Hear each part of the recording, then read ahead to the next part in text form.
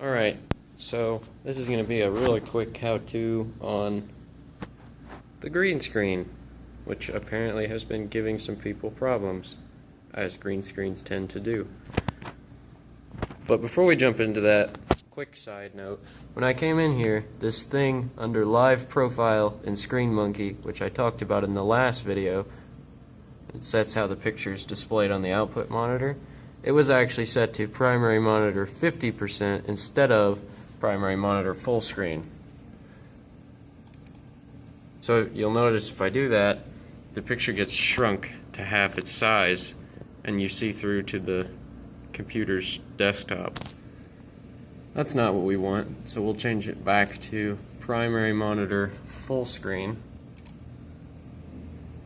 And it's full screen and you can't see the computer and it's all pretty again. So just be careful with that, make sure that's set correctly. Now moving on to the green screen.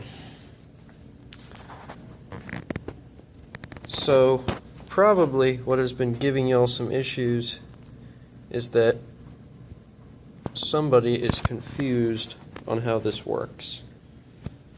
So if you haven't seen my video on layers, you need to watch that. But if you're already familiar with layers, this should be pretty easy to understand.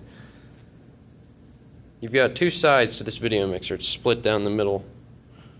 You got the A bus and the B bus. Each one is a layer, and you can choose which live video source, like the camera or the computer or whatever, is on there by pressing the buttons. You can use any of the sources on either of these buses.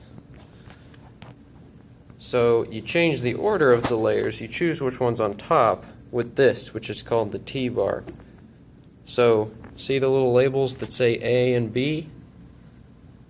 Well, when you move this to B, whatever's on the B bus is on top. And this is the program output for the video mixer on this first monitor.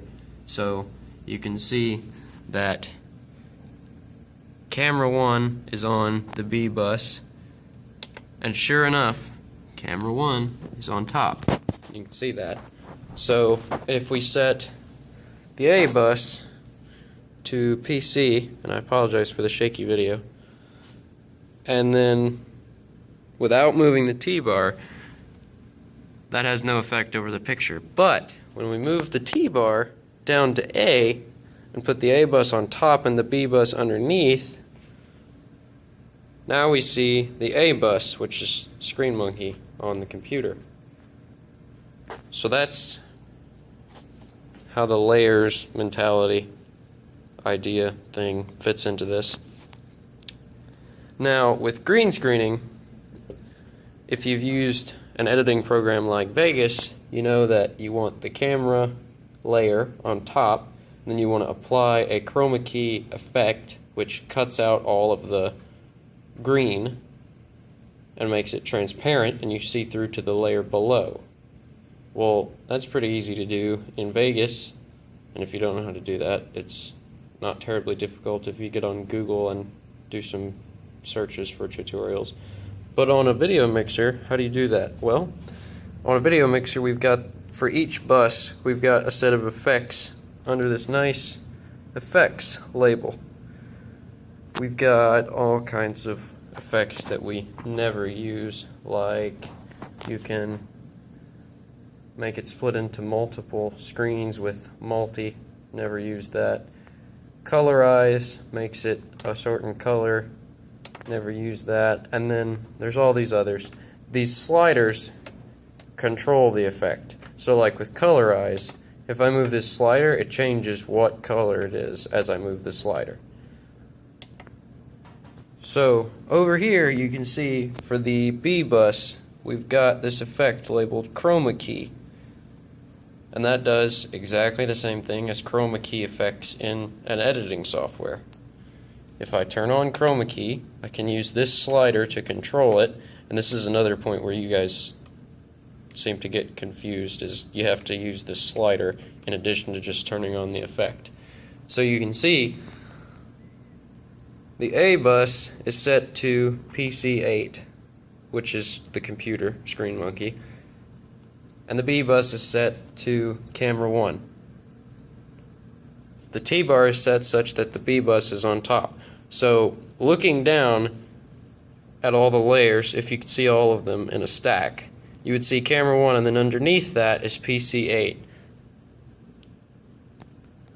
Now, I've got the chroma key effect on, but let's say I slide this down. Well, this changes the intensity of the effect. So if it's all the way down, it's not going to take out any color. So the effect is on, but the control slider is all the way down right now. So if we look at the program output, you can see it's not doing anything. But when I slide this up, it will increase the intensity that it takes out the color for. So let's look at that. I'm going to slide this up while you see the program output. So you can see once I get to a certain point, it starts to key it out, and then I slide it up more, and now it's keyed out. I can slide it up all the way, but you want to be a little careful with that because sometimes it will key out things that you don't want keyed out.